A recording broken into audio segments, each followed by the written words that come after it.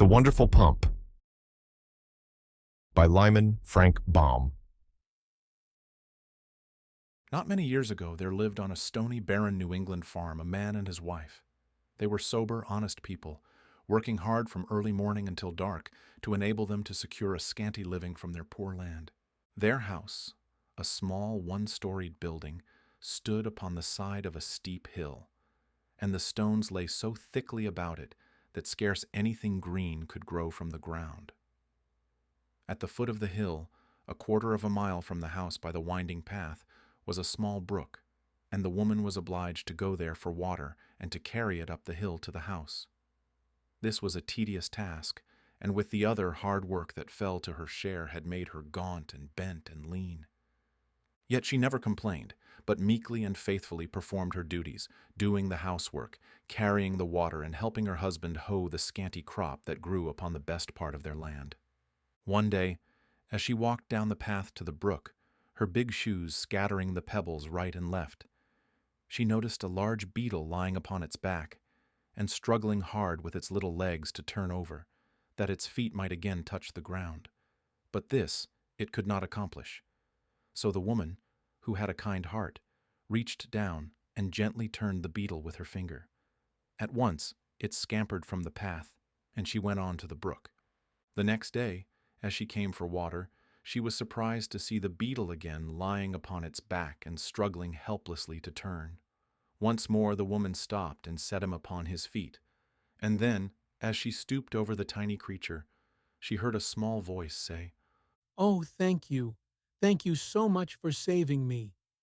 Half frightened at hearing a beetle speak in her own language, the woman started back and exclaimed, Las Sakes, surely you can't talk like humans. Then, recovering from her alarm, she again bent over the beetle, who answered her. Why shouldn't I talk if I have anything to say? 'Cause you're a bug. Replied the woman. That is true. And you saved my life, saved me from my enemies, the sparrows.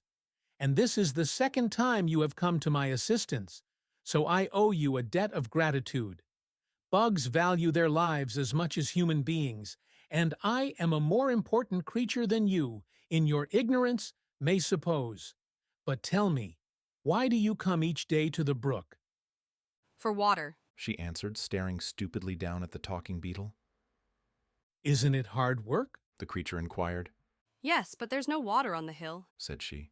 Then dig a well and put a pump in it, Replied the beetle. She shook her head. My man tried it once, but there was no water. She said sadly. Try it again, Commanded the beetle. and in return for your kindness to me, I will make this promise. If you do not get water from the well, you will get that which is more precious to you. I must go now. Do not forget. Dig a well. And then, without pausing to say goodbye, it ran swiftly away and was lost among the stones.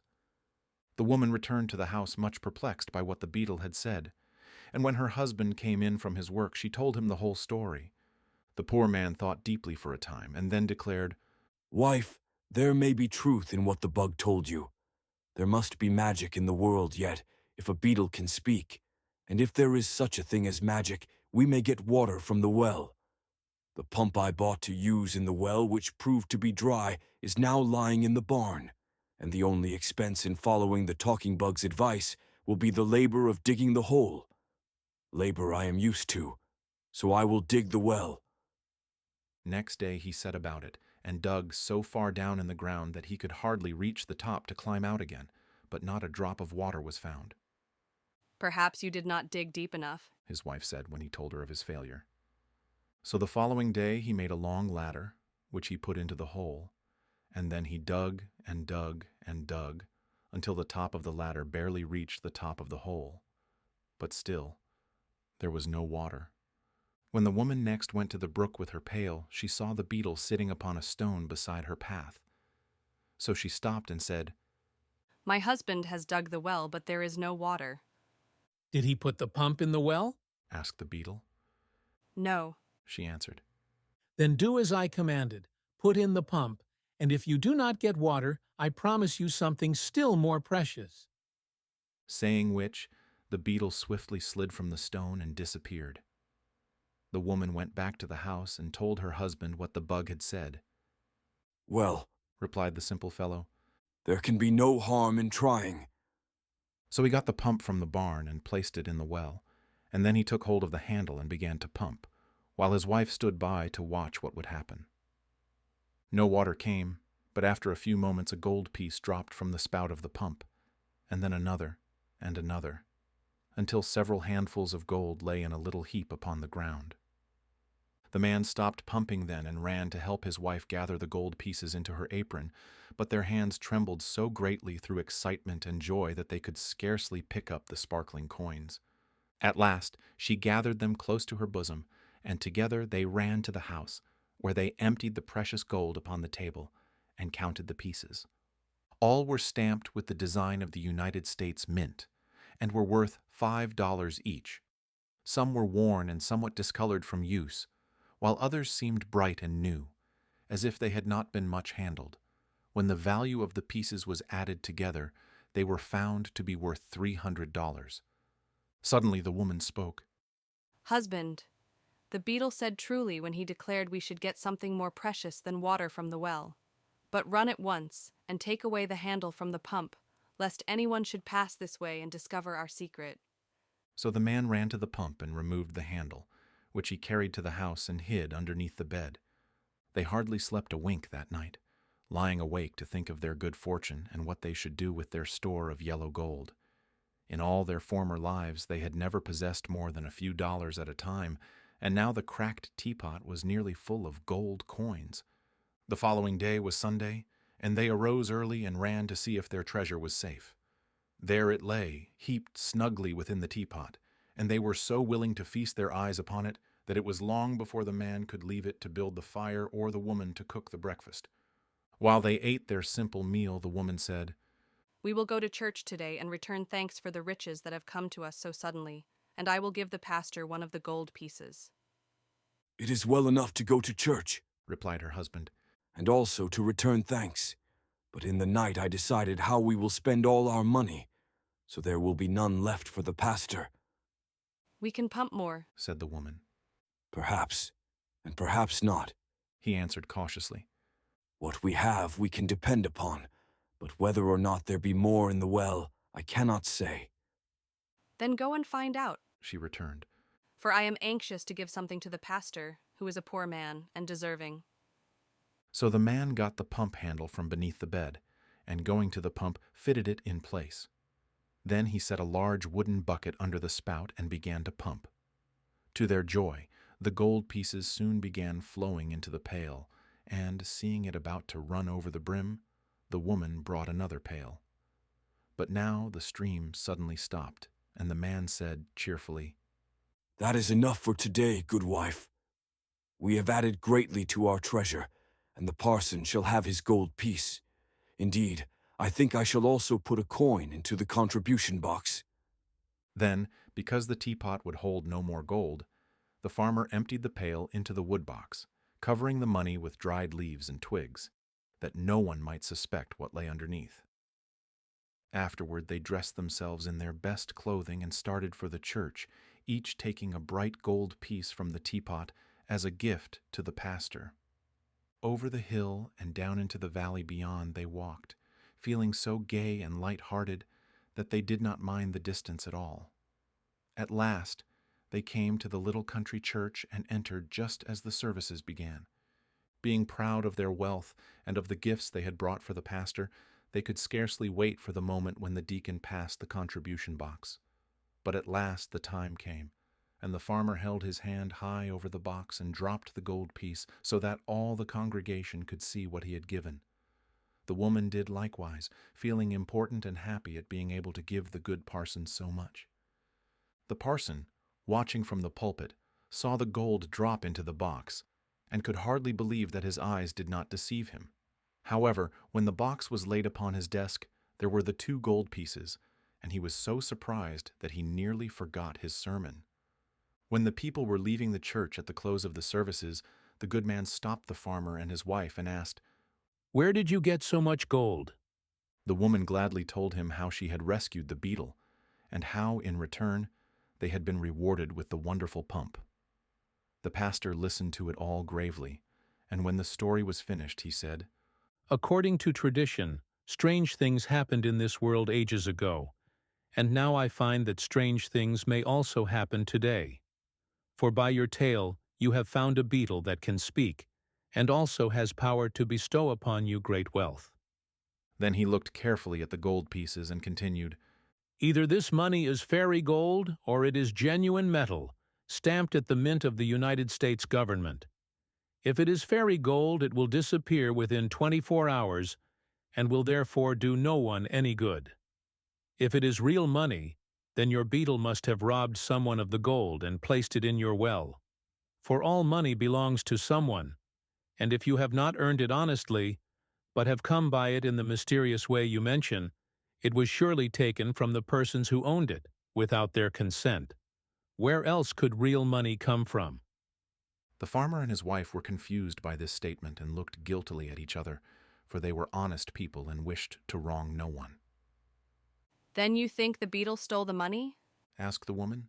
By his magic powers, he probably took it from its rightful owners. Even bugs which can speak have no consciences and cannot tell the difference between right and wrong. With a desire to reward you for your kindness, the beetle took from its lawful possessors the money you pumped from the well. Perhaps it really is fairy gold, Suggested the man. If so, we must go to the town and spend the money before it disappears. That would be wrong, Answered the pastor. for then the merchants would have neither money nor goods. To give them fairy gold would be to rob them. What then shall we do? Asked the poor woman, wringing her hands with grief and disappointment. Go home and wait until tomorrow. If the gold is then in your possession, it is real money and not fairy gold. But if it is real money, you must try to restore it to its rightful owners. Take also these pieces which you have given me, for I cannot accept gold that is not honestly come by. Sadly, the poor people returned to their home, being greatly disturbed by what they had heard. Another sleepless night was passed, and on Monday morning they arose at daylight and ran to see if the gold was still visible. It is real money after all, Cried the man. for not a single piece has disappeared. When the woman went to the brook that day, she looked for the beetle, and sure enough, there he sat upon the flat stone. Are you happy now? Asked the beetle as the woman paused before him. We are very unhappy, She answered. for although you have given us much gold, our good parson says it surely belongs to someone else, and was stolen by you to reward us. Your parson may be a good man, Returned the beetle with some indignation. but he certainly is not overwise. Nevertheless, if you do not want the gold, I can take it from you as easily as I gave it. But we do want it. Cried the woman fearfully. That is, She added, if it is honestly come by. It is not stolen, replied the beetle sulkily. and now belongs to no one but yourselves. When you saved my life, I thought how I might reward you, and knowing you to be poor, I decided gold would make you happier than anything else. You must know, He continued, that although I appear so small and insignificant, I am really king of all the insects, and my people obey my slightest wish. Living as they do, close to the ground, the insects often come across gold and other pieces of money which have been lost by men and have fallen into cracks or crevasses, or become covered with earth, or hidden by grass or weeds. Whenever my people find money in this way, they report the fact to me. But I have always let it lie, because it could be of no possible use to an insect.